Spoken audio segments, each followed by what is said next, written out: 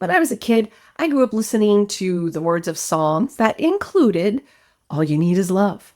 Love the one you're with. Love is the answer. And then there was that song by Marvin Gaye entitled What's Going On. The lyrics go, oh, don't worry, I'm not going to sing, but he did sing, Father, Father, we don't need to escalate. You see, war is not the answer, for only love can conquer hate. You know we've got to find a way to bring some lovin' here today. I guess I couldn't help myself. So what's the problem? Why isn't love working? If love is the answer, why aren't we doing that? Well, let's just face it.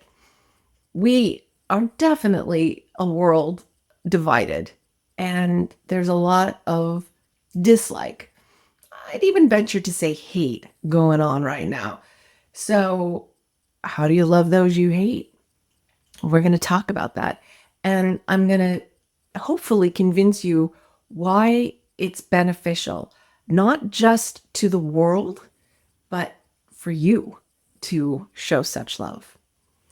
We're going to talk about why love is not just a feeling, but an action, the difference between love and approval, and why it doesn't make you weak. And then lastly, why loving those we think are pieces of shite can benefit us. So let's get started. This is Flavors of Emotions, expanding your emotional palette for a tastier life. My name is Kim Cordy. Together, we explore how to make sense of our feelings through the lens of a chef, understanding flavors and a recipe. I am here to help you refine your emotional palette to differentiate the emotions that shape your world. Whether you're joining me for the very first time or a returning listener, I want to say thank you for joining me today. Love is a big topic. People want to feel or they want to receive it, and sometimes it's harder to give. And we've got a lot of divisiveness. We've got, the jackasses in the world, and it's easy to love someone with whom you agree or you find attractive or you have a lot in common. It's a lot harder when you don't. And it's true for me. I mean, it's true for everyone. And this is why we're talking about love, not as a feeling, but that in its truest form is an active choice. I'm going to say that again. An active choice to love. It's a way of being. It's not just like, oh, I love this, I love that. It's, I love this jackass. It's not about affection. It's not about agreement or liking somebody. You can still dislike them and love them, because it's about recognizing the shared humanity in others and choosing to act with kindness, respect, and understanding, even when we don't feel like it. That's why it becomes a choice. It's because we don't feel like it. I had this issue myself, and a long time ago, I came up with, I called a gateway emotion. I used it for people that I didn't know, because for me, I've talked about this in other podcasts. I talk about this in my book. I had a hard time using the word love with someone that wasn't a relative, someone I didn't know. It was just such a foreign idea to me. And so I came up with this word called Respassion. I combined respect and compassion into this new word, Respassion. And I defined it as concern and awareness or tolerance for others, even when you do not agree with how they feel, think, believe, or look. But now I would consider that really an act of love. We are evolving beings. And when I came up with Respassion, it was because I didn't want to use the word love. But really, Respassion is a form of love. And it's a choice. That concern and awareness or tolerance was a choice that I was making. But really, it was an act of love. And I couldn't make the connection.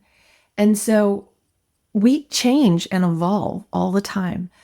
Our definitions, our emotion recipes for how we feel should evolve. We are learning constantly and hopefully evolving in our perceptions and what those perceptions mean to us, the belief systems that we have. Our ability to choose kindness, to have respect, compassion, understanding when we don't know someone or don't like someone is a choice of love. And this leads us to our second point. Love doesn't necessarily equal approval, nor does it make us weak.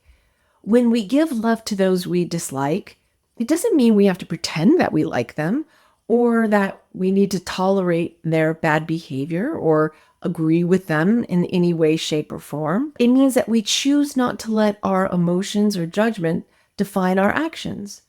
It's about offering compassion without expecting anything in return, understanding that the way someone acts is often a reflection of their experiences, struggles, or pain.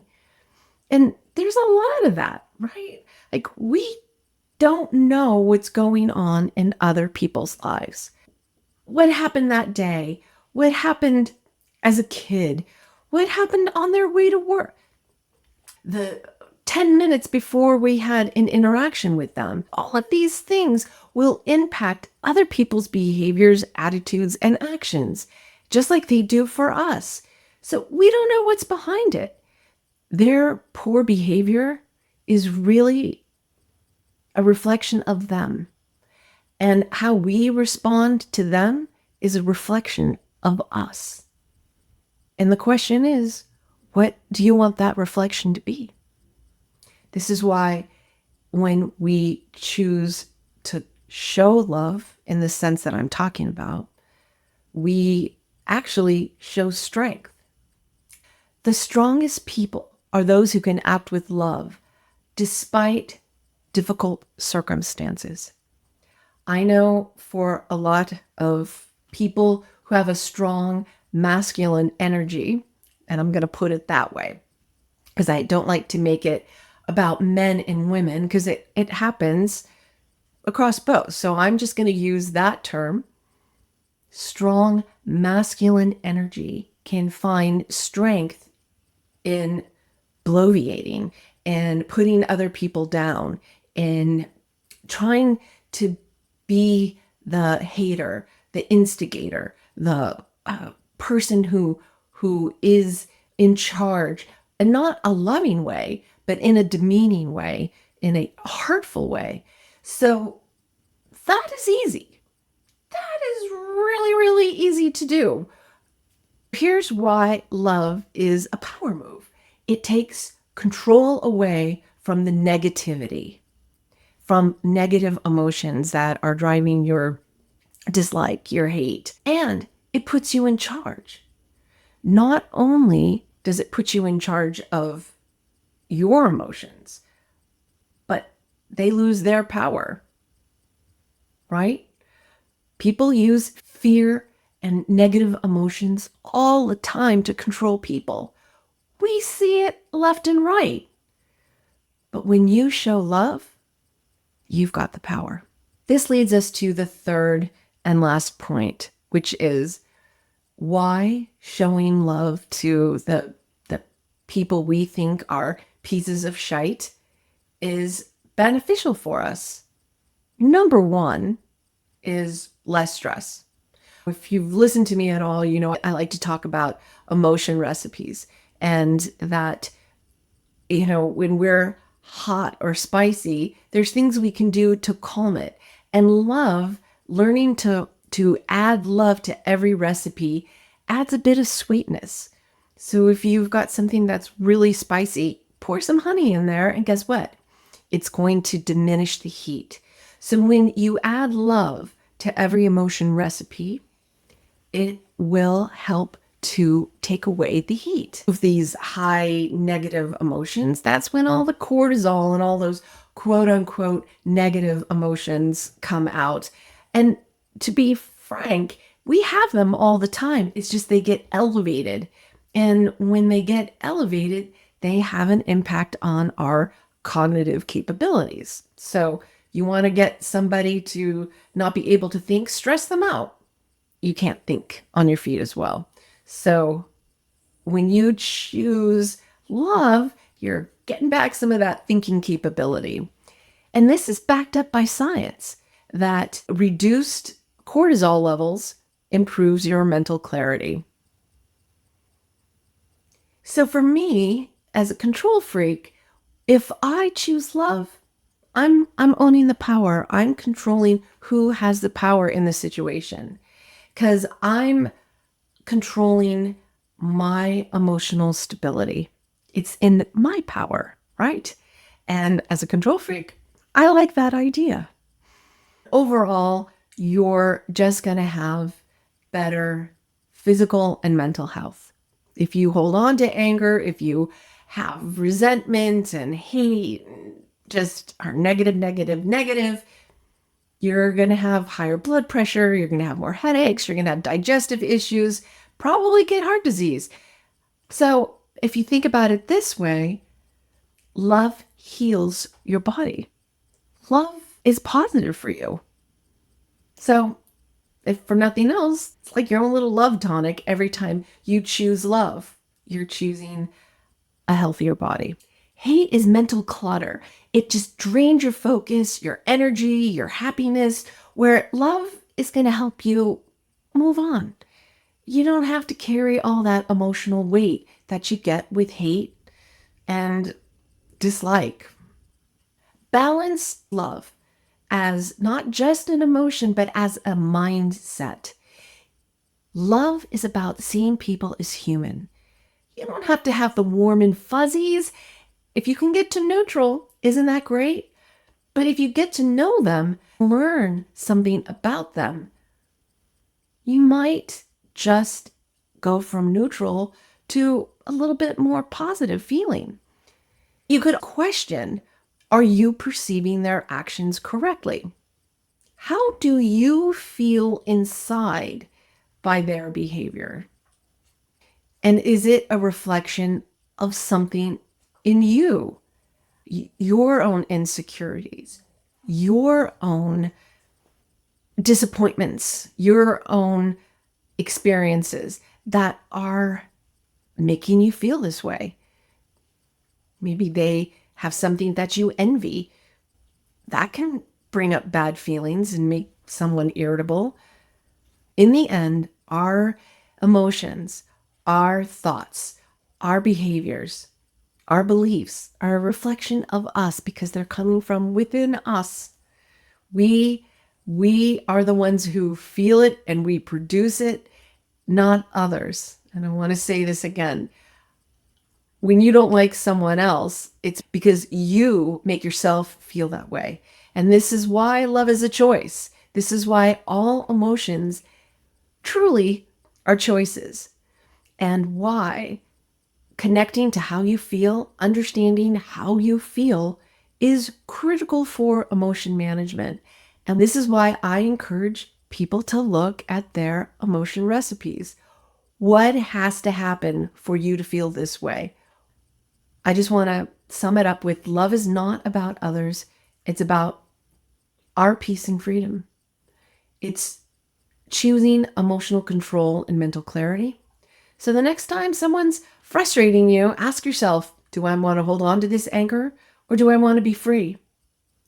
And what are my emotion recipes for this feeling that I have? Because their actions are creating something in us. And if we can change up that emotion recipe, meaning the actions that are taking place around us, are we capturing all of them? Perfect example is, are we picking out certain words that they say throughout an entire speech or conversation, an article that we've read? Are we cherry picking and running with that emotionally? Can we go back and look at more, perceive more information about the situation, the person. And this is ultimately what we're doing, right? Is trying to increase our perceptive awareness, which is increasing our consciousness. And the higher level of consciousness, the more emotional control that we have. Hands down, because we're just more aware of our feelings. And that's where we get our freedom. That is where we get the ability to find the neutral place, to find the curiosity, and to learn more about ourselves. Because everything that we take in ends up informing us and telling us about who we are. So think about a way that you can practice love this week with someone that you dislike. And if you have to use the word Respassion just to help you through, because like I said, it was hard for me to use the word love with people I didn't know. It was hard for me to use it with people I didn't like. And Respassion was my gateway. Or pick up another word, like choose whatever you want with the idea of finding your path to love.